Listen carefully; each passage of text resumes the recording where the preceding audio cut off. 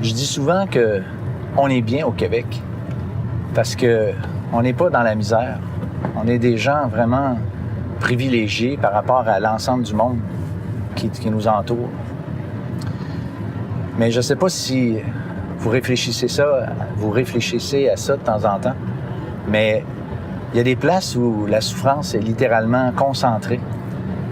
Je pense par exemple aux prisons. Il y a du monde là-dedans qui sont vraiment mal foutus. Il y en a qui vont dire « Ouais, mais ils ont fait ce qu'ils devaient pour être là. » J'en conviens, mais ça n'a pas de l'air un milieu puis un endroit très, très, très, très intéressant. Il y a beaucoup de souffrance, là. Souffrance psychologique. Puis quand on ouvre la télévision, on voit toutes sortes de choses autour de nous, puis c'est la même chose. On voit beaucoup de souffrance, mais moi, je trouve ça triste de penser qu'on n'a pas besoin d'aller loin pour voir la souffrance. Souffrance physique, souffrance psychologique. Il y a plein de monde qui sont vraiment dans le trouble. Et puis, il y a les hôpitaux. Les hôpitaux. Moi, mon père est mort en 1988. Et puis, mon père a agonisé littéralement pendant 18 mois. Et puis, on allait le voir, moi, mes sœurs, mon frère, à chaque jour de la semaine, on allait le voir à tour de rôle pour essayer de le soutenir un peu.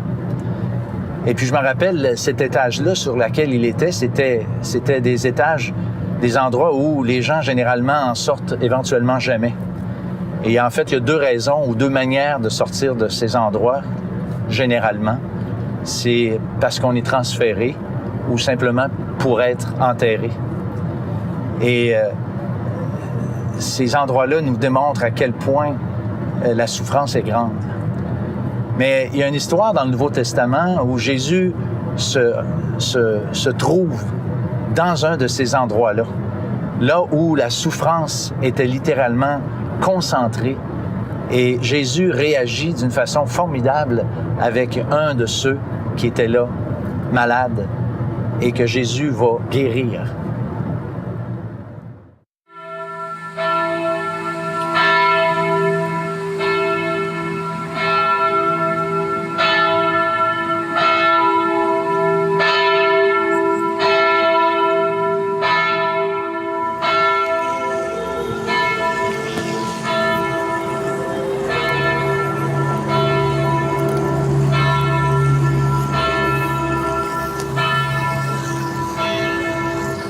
L'endroit que je parlais tantôt où Jésus s'est retrouvé, en fait, c'était pas loin de Jérusalem, à un endroit qui s'appelait la piscine de Bethesda.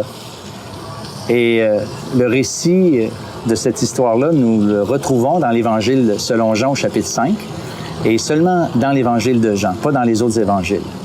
Et il y a 4 choses que j'aimerais souligner qui sont importantes, en fait, qui sont déterminantes en relation avec ce qui est arrivé dans la vie d'un de ceux qui étaient là, sur le bord de cette piscine-là.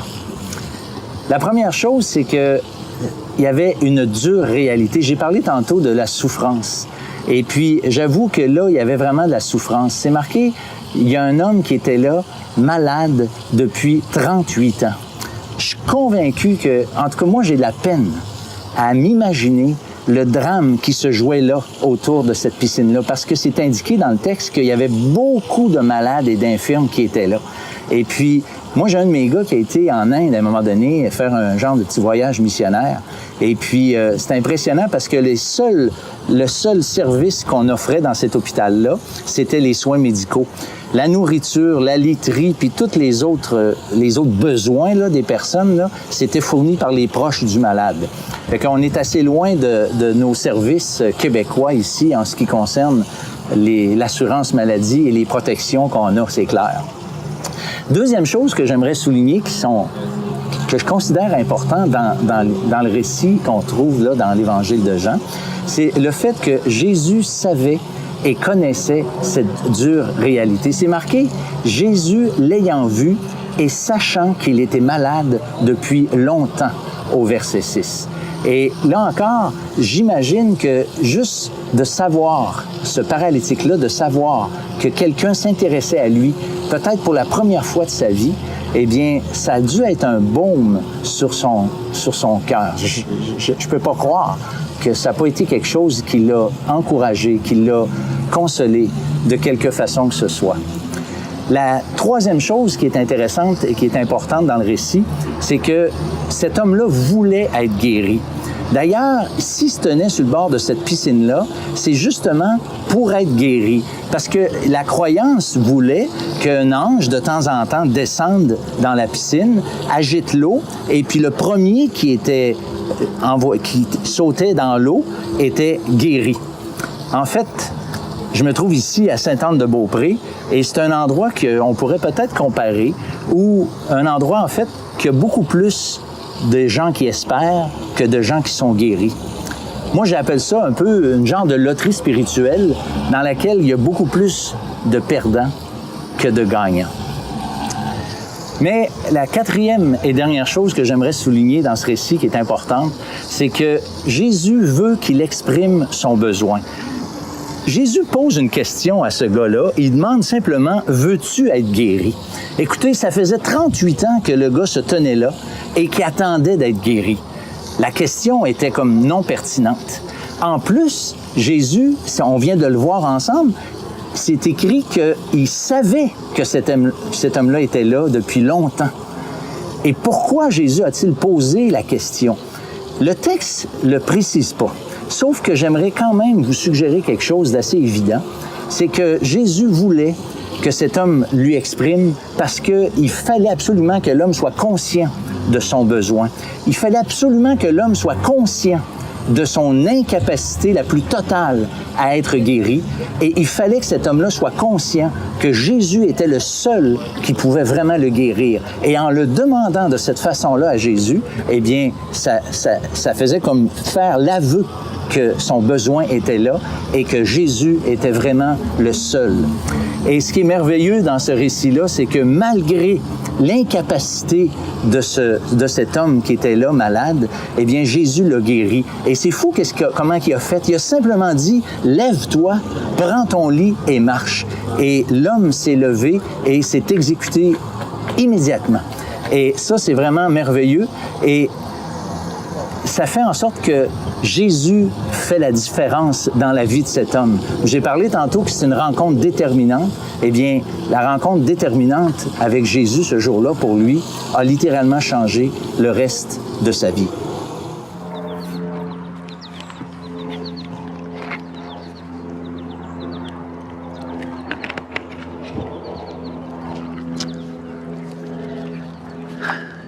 À l'image de ceux et celles qui étaient à la piscine de Bethesda, moi, je pense que l'homme d'aujourd'hui est à peu près la même chose spirituellement parlant. C'est-à-dire, il est aveugle, il est boiteux, il est paralysé. Je dis aveugle parce que l'homme d'aujourd'hui, il a de la peine à voir comment il est vraiment devant Dieu. Il a de la peine à accepter le diagnostic que la Bible dit à son égard.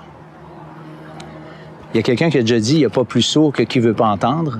Et puis, on peut dire aussi qu'il n'y a pas plus aveugle que quelqu'un qui ne veut pas voir. Et à mon humble avis, on a de la misère à accepter certaines vérités de la Bible parce qu'ils ne font pas notre affaire, justement, nous dérangent. Puis à cause de ça, bien, au fond, on est aveugle. Mais il y en a aussi qui sont boiteux spirituellement. C'est qu'il y en a qui font beaucoup d'efforts, qui marchent, qui essayent de marcher comme avec Dieu. Ils veulent lui plaire, ils veulent être corrects avec Dieu. Mais ils s'aperçoivent, quand ils regardent comme il faut, comment ils sont incapables d'atteindre les standards de Dieu. Ils sont en fait un peu comme l'apôtre Paul il avait dit dans l'Épître aux Romains. Il dit « J'ai le désir de faire le bien, mais j'en ai pas le pouvoir. Le mal est attaché à moi. Je veux pas, je fais les choses que je veux pas, puis je fais pas les choses que je veux. » Et ça, c'est vraiment la réalité qui nous rattrape. Mais il y en a aussi qui sont paralysés, qui sont absolument pas capables de faire quoi que ce soit pour Dieu. Et moi, personnellement, je crois que ces gens-là sont les plus proches d'être guéris spirituellement parce qu'ils sont conscients qu'ils sont pas capables de rien faire. Et à cause de ça, ils vont attendre éventuellement que Dieu intervienne dans leur vie. C'est leur seul espoir et c'est exactement ce que chacun de nous, on devrait faire. Mais comme pour le paralytique au bord de la piscine, Jésus voit et connaît notre situation. Il connaît ses luttes, il connaît ses combats qu'on a. Et puis, il veut quand même s'intéresser à nous encore aujourd'hui. Mais la plupart d'entre nous, on est probablement comme ce paralytique sur le bord de la piscine. On attend peut-être depuis 38 ans, nous autres aussi, qu'il se passe quelque chose. Mais malheureusement, il n'y a rien qui se passe. C'est toujours la même chose. Nos efforts virent tout le temps à rien. Et puis, on se décourage. Et puis finalement, souvent, on lance la serviette. Comme pour le paralytique, Jésus aimerait qu'on lui exprime ce désir. Parce qu'en vérité, le Christ ressuscité encore aujourd'hui fait entendre sa voix. Peut-être vous l'entendez là où vous êtes.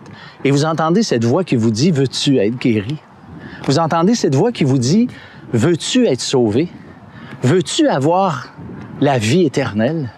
Veux-tu avoir le pardon de tes péchés? » Eh bien, le Christ ressuscité, il attend en fait cette demande de notre part. Parce que Jésus a le pouvoir de pardonner nos péchés. Jésus est capable aujourd'hui, comme il l'a fait pour le paralytique, de le sauver et de le faire marcher. Et Jésus est capable de faire la même chose aujourd'hui pour chacun d'entre nous.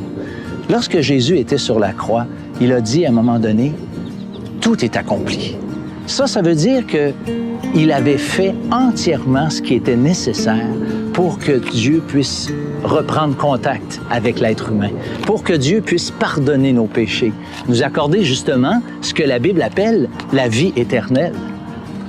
Mais pour ça, il faut lui demander. C'est pas automatique. Récemment, j'ai rencontré un homme religieux très connu dans mon coin.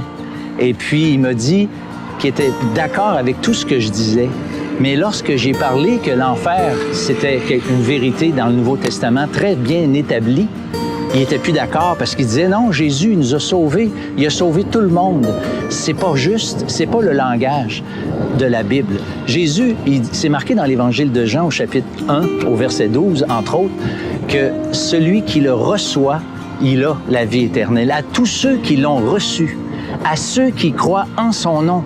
Donc, c'est pas quelque chose d'automatique. Je dirais qu'encore aujourd'hui, Jésus attend que nous lui demandions.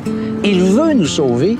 Il est capable de nous sauver. On n'est pas capable d'être sauvé sans que lui nous sauve, mais il peut le faire. Il veut le faire. Je vous invite simplement, là où vous êtes, à lui demander, à reconnaître que vous êtes comme le paralytique, que vous êtes capable de rien devant Dieu, parce que Dieu est trop, ses standards sont trop hauts. Reconnaître ça et reconnaître aussi du même coup que Jésus est le seul qui peut le faire. Demandez-le lui. C'est sûr qu'il va le faire. Il le fait pour moi. C'est sûr qu'il peut le faire pour vous.